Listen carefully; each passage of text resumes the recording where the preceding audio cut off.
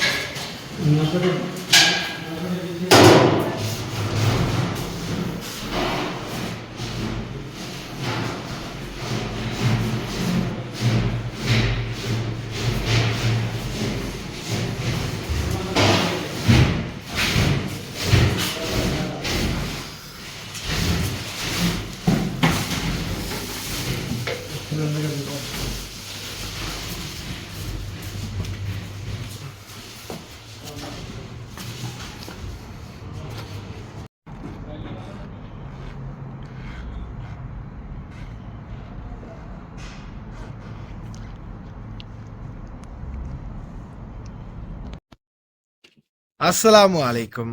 அன்பார்ந்த அனைத்து உறவுகளுக்கும் இனிய மாலை வணக்கம். நான் தான் உங்கள் Sarfan PA black. Sarfan black PA to Sarfan always with you. It's me. இப்போ என்னன்னா, முன்னாடி வந்த வீடியோவை பார்த்துருப்பீங்க. எங்களுடைய வீட்டில் இந்த வீடியோட கடைசியிலே நான் அந்த வேலைப்பாடுகளுக்கான வீடியோக்களை போடுறேன். எங்களுடைய வீட்டில் இப்போ ரீசெண்டாக நடந்த வேலை, மேலே வந்து உடச்சி சின்ன டைல்ஸ் பிடிக்கிறது, இந்த மாதிரி சின்ன சின்ன வேலைகள்லாம் நடந்துச்சு. ஃபுல்லாகவே வேலையெல்லாம் கம்ப்ளீட் ஆகி இந்த நாட்களில் பார்த்தீங்கன்னா ஃபுல்லாகவே என்னுடைய நியூஸ் லேட் ஆகினதுக்கு மெயினான காரணம், அதாவது சாதாரணமாக நம்ம வீட்டில் ஸ்கூல் டியூட்டி இல்லாததால் ஒரு விடிய நான் அப்படி அந்த நியூஸ் ரெடி பண்ணிட்டு ஒரு 7-8 மணி 9 மணிக்குள்ள சரி கொஞ்ச நேரம் தூங்கி சரி எழும்புறதுக்கு வாய்ப்பு கிடைக்கிறது. அதனால தான் நைட்டு ஃபுல்லாக விடிய உட்காந்து முதலாவது மெசேஜை கேட்கறது. ஏன்னா நான் வந்து நிறைய தடவை அனுபவிச்சிட்டேன். நான் நியூஸை போட்டுட்டு சில டைம்ல மெசேஜ் கேட்கறது. அப்படி நடக்கும்போது என்ன ஆகுதுன்னு பாத்தீங்கன்னா, சில மெசேஜ் சிலர் வந்து இப்படி ஒரு மையம் விழுந்துருச்சு, ஒரு ஜனாசா அறிவித்தல், ஏதாவது ஒரு எமர்ஜென்சி அறிவித்தல், இப்படி ஒன்று நடந்திருக்குது, இதை காலையில மறக்காம நியூஸுக்கு போடுங்க, நிறைய பேருக்கு உதவியா இருக்கும் அப்படின்ற மாதிரி நிறைய மெசேஜ்கள் வரும். அப்ப அந்த மாதிரி சூழல்ல நான் வந்து நியூஸ் எல்லாம் ரெடி பண்ணி எல்லாம் அப்லோட் பண்ணி கம்ப்ளீட் பண்ணிட்டு அதுக்கப்புறமா போய் நியூஸை மெசேஜ் செக் பண்ணி பார்க்கும்போது அந்த மெசேஜ் வந்திருந்தா அதை அப்லோட் பண்ண முடியாம போகும்.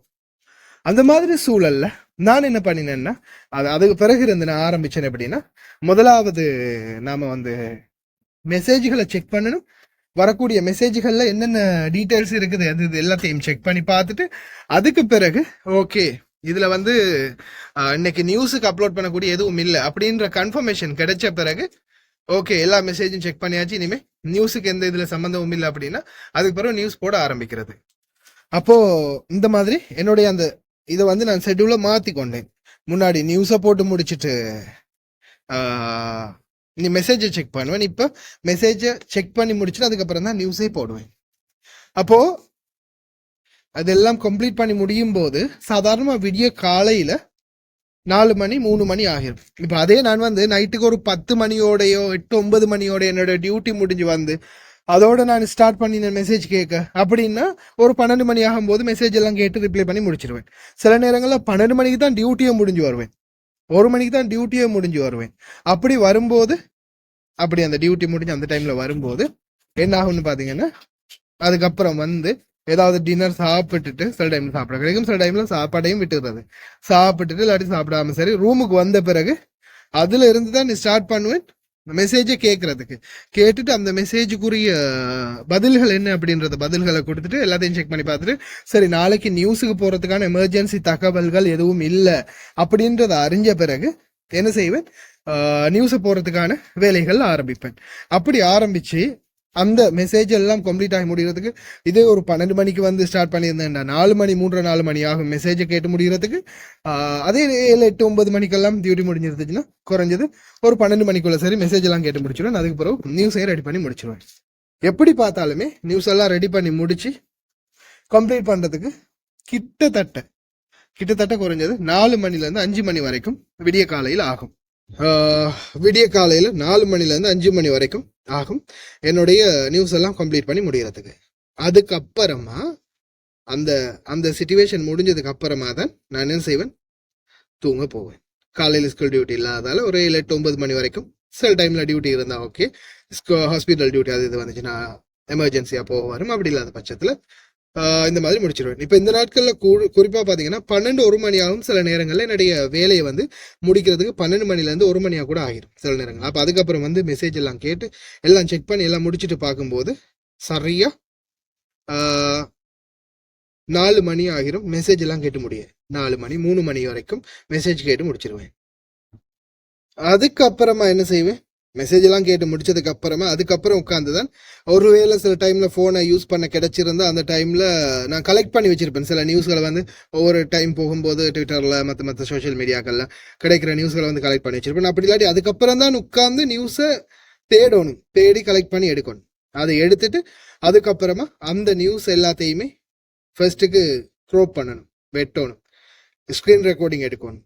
அதெல்லாம் ரெடி பண்ணி அழிக்க வேண்டியதை அழிச்சு எல்லாம் ரெடி பண்ணி அதுக்கப்புறமா அதை எடிட்டர்ல கொண்டு போய் போட்டு எடிட்டர்ல போட்டதுக்கு அப்புறமா எல்லாம் ஒவ்வொன்றுக்கு பின்னாடி போட்டு அதுக்குரிய டைம் டைரக்ஷனை ரெடி பண்ணி அதுக்கப்புறமா அதுக்கு 2 மொழியில வாய்ஸ் கொடுக்கணும். சிங்கள மொழி தமிழ் மொழி 2 மொழியிலையும் வாய்ஸ் கொடுக்கணும். தமிழ் மொழியில கொடுத்துட்டு அதுக்கப்புறம் சிங்கள மொழி, சில டைம்ல சிங்கள மொழியை கொடுத்துட்டு அதுக்கப்புறம் தமிழ் மொழி, அந்த மாதிரி வாய்ஸை கொடுத்து முடிச்சுட்டு அது வந்து இப்போ தமிழ் மொழியை கொடுத்துட்டு அதுக்கப்புறமா அதை வந்து எடிட்டர்ல இருந்து கேலரிக்கு டவுன்லோட் பண்ணி எடுக்கணும், கன்வெர்ட் ஆகி அது 100% டன் ஆகின பிறகு திருப்பி அதே எடிட்டர்ல போயிட்டு அந்த வாய்ஸை மட்டும் மறுபடியும் என்ன செய்யணும், அழிச்சிட்டு திருப்பி தமிழ் சிங்களம் மற்ற வாய்ஸை கொடுக்கணும். 2ஐயும் கன்வெர்ட் பண்ணிட்டு அதுக்கப்புறமா யூடியூப்ல அப்லோட் பண்ணணும்.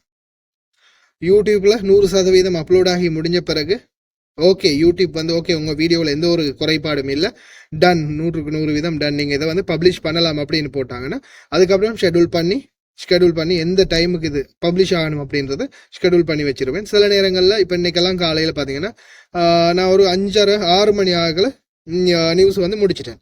அதுக்கப்புறம் என்ன செஞ்சேன், 7:05க்கு நியூஸை ரெடி பண்ணி ஷெட்யூல் பண்ணி வச்சுட்டேன். அதுக்கப்புறமா அது ஆட்டோமேட்டிக்காக வந்துருந்துச்சு.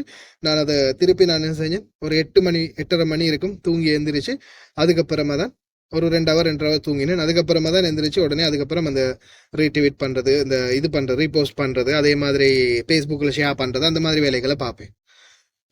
அப்போது இந்த நியூஸ் எல்லாம் ரெடி பண்ணி முடிச்சுட்டு இன்னைக்கு பாஸ் மாதிரி இல்லாததால் ஒரு மாதிரி அல்ஹம்துலில்லாஹ்னு லேட் ஆயிடுச்சு. அதுக்கப்புறம் கேரேஜுக்கு போய் வண்டி பிரச்சனை ஒன்று இருந்துச்சு, அதை பார்த்துட்டு அப்படியே வந்துட்டேன். இப்போதான் இந்த முன்னாடி வீடியோ பார்த்தீங்களே, இப்போதான் கிளீன் பண்ணுறவங்க வந்திருக்கிறாங்க.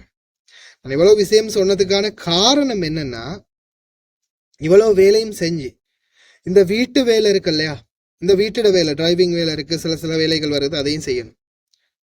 அப்போ அந்த வேலையோட சேர்த்து இப்போ இந்த கிளீன் எல்லாம் முடிச்சிருச்சு இல்லையா, எல்லாம் முடிச்சிருச்சு. இப்போ கிளீன் பண்ணுறது மட்டும் தான் இருக்குது. மற்ற 2 பெண் பிலிப்பீனியும் நாட்டுக்கு போய்த்தாங்க, இந்திய சகோதரி ஒன்று நாட்டுக்கு போய்த்தாங்க. இப்போ ஒரே ஒரு சகோதரி மட்டும் தான் இருக்கிறாங்க, நானே இருக்கிறேன். ஆனா இந்த கவிலுக்கு, இந்த மேடமுக்கு நினைச்சிருந்தா, இந்த வீட்டுக்கு நினைச்சிருந்தா அவங்களால முடியும்.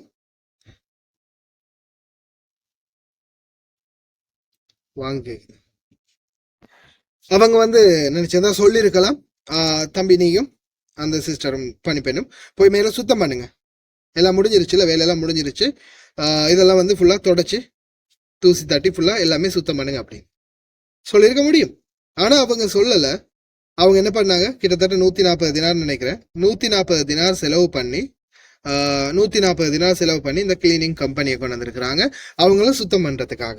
அப்போ சில விஷயங்கள் அப்ப சொல்லும்போது சொன்னாங்க, ஒண்ணு நீங்க இந்த நாள் ஃபுல்லாவே விடிய காலையில இருந்து எந்திரிச்சு ரொம்ப கஷ்டப்பட்டீங்க வேலை. அடுத்தது இவங்களுக்கு நல்லாவே தெரியும், என் வீட்டுல எல்லாருக்குமே தெரியும், நான் தூங்குறது இல்லை, தூங்குறது மிச்சம் குறைவு. நான் விடிய ஜாம 4 மணி 3 மணி 2 மணி 1 மணி 5 மணி 6 மணி வரைக்கும் சரி சில டைம்ல நியூஸ் போடுறதுக்காக இருப்பேன். அவங்களுக்கே நல்லா தெரியும். அப்போ அதால் நீ இரவையில் தூங்குறதும் இல்லை அப்படின்னு எங்கள் மேடம் சொன்னாங்க. பாபாவும் வந்து சொன்னார். இன்னொன்று பாபா வந்து என்ன சொன்னார், மேடம் அப்படி சொல்லிட்டாங்களா, நீங்கள் ரொம்ப டயர்டில் இருப்பீங்க, இந்த நாள் ஃபுல்லாக அவங்களுக்கெல்லாம் வேலை தானே, அவங்க தனியாக தானே இருக்கிறாங்க, யாருமே இல்லை, வீட்டு வேலையெல்லாம் பார்க்கணும் அப்படின்னு சொல்லிட்டு இருக்கும்போது பாபா வந்து என்ன சொல்கிறாரு, அடுத்தது ரொம்ப தூசியாக இருக்குது அந்த இடம் வந்து ரொம்ப தூசியோட சேர்ந்து ரொம்ப அந்த இதாக இருக்குது, டஸ்ட்டாக இருக்குது தானே. அப்போ அது வந்து நீங்கள் சுவாசித்து கடைசியில் அது வேற நோய் வந்துருச்சுன்னா கடைசியில் அதுக்கும் வந்து வேறையா நீங்கள் நோய்வாய்ப்பட்டு இருக்கணும், அது வேற கஷ்டம். அவங்க எக்ஸ்பீரியன்ஸ் உள்ளவங்க தானே, பரவாயில்ல வந்து க்ளீன் பண்ணிட்டு போகட்டும், நீங்கள் சும்மா மேலால பார்த்துக்கோங்க அப்படின்னு என்கிட்ட சொன்னார். இப்போ நான் இந்த டாபிக் எதுக்காக எடுக்கிறேன்னா, இதுக்கான காரணம் என்னன்னா, இந்த மாதிரியும் ஆட்கள் இருக்கிறாங்க தானே. அப்போ எல்லா கொய்திகளும் இப்படி எல்லாருமே வந்து இந்த மாதிரி அநியாயம் செய்யறாங்க, எல்லாருமே வந்து கெட்டவங்க, எல்லாருமே வந்து மோசமானவங்க அப்படின்னு எதுக்காக சொல்லணும்? இப்போ சிலர் வந்து இப்ப நம்ம அதை கெட்டதுக்கு சாதகமா அது பாதகமா இருக்குது அப்படின்னு கெட்டவங்களுக்கு எதிராக பேசினா, சிலர் வந்து அதே கெட்டவங்களுக்கு சாதகமா பதிவிடுறாங்க. ஆமா அவங்க தான் கரெக்டு, கொய்திங்கனாலே அப்படித்தான் அப்படின்ற ஒரு கோப்பை வந்து அவங்களுக்கு எடுத்து வைக்கிறாங்க. இன்னும் அவங்கள வந்து உசுப்பேத்தி விடுறது, இன்னும் வீடியோ போடுறதுக்கு. அப்போ இந்த மாதிரியான நல்ல மனிதர்கள் இருக்கக்கூடிய இடத்துல இருக்கக்கூடிய எங்களுக்கு வந்து இப்ப நான் கேட்கிறேன், அது அந்த 5 விரலும் ஒரே நேர்ல இருக்குதா? இல்ல, ஒவ்வொன்றுக்கும் சைஸுக்கும் வித்தியாசம் இருக்குது. அப்ப அப்படி இருக்கும்போது மனிதனும் அப்படித்தான். அதே மாதிரி சொல்லுவாங்க இல்லையா, ஒரு பானை சோற்றுக்கு ஒரு சோறு பதம் என்ன, அது போல ஏன் சில நேரங்கள்ல மேலால வெந்து இருக்கும், கீழே வேகாம இருக்கும். சில நேரங்கள்ல கீழே எல்லாமே வெந்து எல்லாமே ரெடி ஆகிருக்கும், ஆனா மேலால இருக்கிற சோறு அரிசியா இருக்கும். அதை நாம எடுத்து பார்த்துட்டு இன்னும் வேகலை நடுப்புல வச்சோம்னா கடைசியில தீஞ்சு போயிடும். அது மாதிரி தான் சில நேரங்கள்ல அப்படி கூட ஆகலாம். அதனால ஒரு பானை சோற்றுக்கு ஒரு போதும் ஒரு சோது பரமாகாது. ஒரு மனிதரை வச்சு அனைவரையும் வந்து அதே குடும்பத்தை சார்ந்த இல்ல அதே ஊரை சார்ந்த நாட்டை சார்ந்த அனைவரையுமே நாம குறை கூற முடியாது. அதனால தவறு செஞ்சவரை நீங்க திட்டுங்க, தவறு செஞ்சவரை பற்றி நீங்க விமர்சனம் பண்ணுங்க. அதை விட்டுட்டு நீங்க ஒவ்வொருத்தரும் எல்லாருமே இப்படித்தான், இந்த சமுதாயமே இப்படித்தான், இந்த நபர்கள் இப்படித்தான், இந்த நாட்டுக்காரங்களே இப்படித்தான் அப்படின்னு சொல்றது மிகப்பெரிய ஒரு தவறு. அதே மாதிரி நீங்க இன்னொரு நாட்டுல இருந்துகிட்டு இந்த மாதிரி சொல்லும் போது அதே நாட்டுல வேலை பார்க்கக்கூடிய மற்ற அதே நம்மளுடைய தேசத்தை சார்ந்த தொழிலாளர்களே அதை பாதிக்கும் அப்படின்றத ஞாபகத்துல கொள்ளணும். ஆனா நிறைய பேருக்கு அது தெரியறது இல்லை. தான் வயிறு நிறைஞ்சா போதும், தன்னுடைய பிரச்சனை சால்வ் ஆகினா போதும் அப்படின்ற மாதிரி சிலர் நினைக்கிறாங்க. அதுதான் மிகப்பெரிய தவறு. அதை சுட்டி காட்டணும் அப்படின்னு நினைச்சேன். அதே மாதிரி எங்களுடைய வீடுகள் இந்த நாட் ஃபுல்லாவே ஏன் நியூஸ் எல்லாம் லேட்டா வந்துச்சு, எதுக்காக நியூஸ் வந்து லேட் ஆகிச்சு, எதுக்காக மெசேஜ்களுக்கு ரிப்ளை இல்லை, இந்த மாதிரி நிறைய விஷயங்களுக்கு வந்து கேள்விதான் இந்த வீடியோ. ஏன்னா அந்த அளவுக்கு வேலை இருந்துச்சு. இப்போ பாருங்க, நான் முன்னாடி வரக்கூடிய வீடியோக்கள்ல காட்டுறேன், நிறையவே வேலை. விடிய காலையில் 5 மணி 5:30 ஆகும்போதே பாஸ்மார் வந்துருவாங்க, வேலைக்கு ஆள் வந்துருவாங்க. அதுக்கப்புறம் சில நேரங்கள் நியூஸ் போட்ட பாதியில் ஓடுவேன், சில நேரங்களில் நியூஸ் போட்ட மாதிரி இருக்கும், போடாமல் இருக்கும். பல பிரச்சனைகள், பல இன்னல்கள், துன்பங்கள் அனுபவிச்சு தான் இந்த முறை நியூஸ் போட்டிருக்குது. கொஞ்சம் நாளாவே ஒரு 15-20 நாளா. இப்போ இந்த வேலையெல்லாம் முடிஞ்சு கொஞ்சம் நிம்மதியாகின பிறகுதான் அல்ஹம்துலில்லாஹ் அதே மாதிரி தொடர்ந்தும் வளமையாக போடுற மாதிரி விடிய காலையில் நியூஸை ரெடி பண்ணி போட்டுட்டு அதுக்கப்புறம் தூங்கக்கூடிய சான்ஸ் இன்ஷால்லா கிடைக்கும்னு நினைக்கிறேன். கிடைச்சா தூங்கலாம். இதுதான் இப்போதைய நிலைமை. சொல்லணும்னு தோணுச்சு. எத்தனை பேர் கடைசி வரைக்கும் பாக்குறீங்கன்னு தெரியல. ரொம்ப நன்றி பார்த்த அனைவருக்குமே. ஒரு பானை சோற்றுக்கு எப்பவுமே ஒரு சோறு பதமாகாது அப்படின்றது இது எனக்கு கற்றுத்தந்த பாடம் என்ற வாழ்க்கையில. நான் இந்த வீட்டுல வேலை செய்யும்போது ரொம்ப நன்றி. இந்த முன்னாடி வரக்கூடிய வீடியோக்களையும் பாருங்க, இந்த நாட்கள்ல எப்படியெல்லாம் வேலை இருந்துச்சு.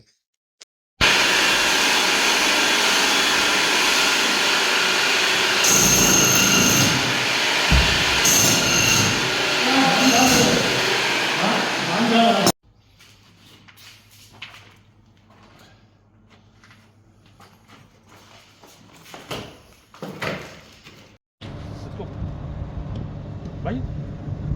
Cuidado com os caras ali. Vamos seguir.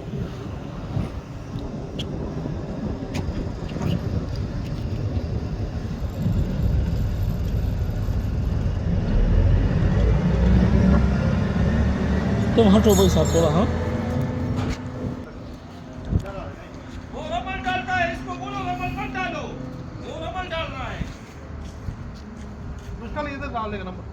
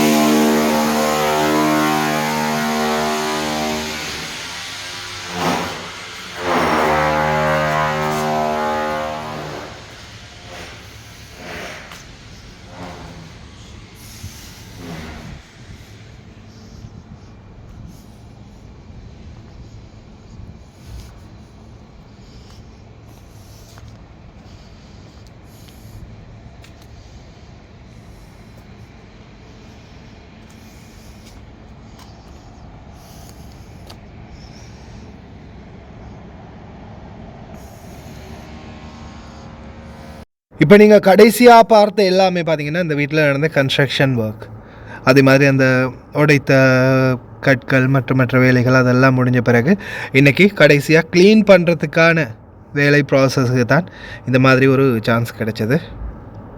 உண்மையிலே எல்லா வீடுகளும் இந்த மாதிரி பண்ணுவாங்களான்னு சொல்ல முடியாது. ஆனால் ஒரு சில இடங்கள் நல்ல இடங்களும் இருக்குது அப்படின்றதையும் நம்ம சுட்டி காட்டணும். ஏன்னா நம்ம குறைகளையும் சில தவறுகளையும் எப்படி நம்ம சுட்டி காட்டுறோமோ அதே மாதிரியே தான் நல்லதுகளையும் சில நல்ல விடயங்களையும் நல்லுபதேசங்களையும் சுட்டி காட்ட வேண்டிய சில கட்டாயங்கள் இருக்குது. அதனால தான் இந்த தகவலை உங்களுக்கு கொண்டு வந்தேன்.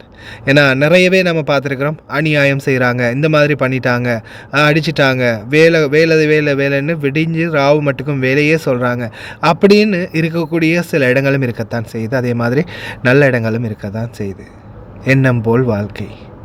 நல்லதே நினைங்க, எல்லாருக்கும் நல்லதே நடக்கும். எல்லாம் வல்ல இறைவன் உங்கள் அனைவருக்கும் நிம்மதியான சுபிட்சமான சௌபாக்கியமான வாழ்க்கையை தருவானாக. கடைசி வரைக்கும் பார்த்த எல்லாருக்குமே ரொம்ப நன்றி. தெரியாத நண்பர்களுக்கும் வீடியோ பிடிச்சிருந்தா ஷேர் பண்ணுங்கள், சப்ஸ்கிரைப் பண்ணுங்கள், லைக் பண்ணுங்கள். இன்னொரு நல்ல வீடியோவில் சந்திக்கலாம்.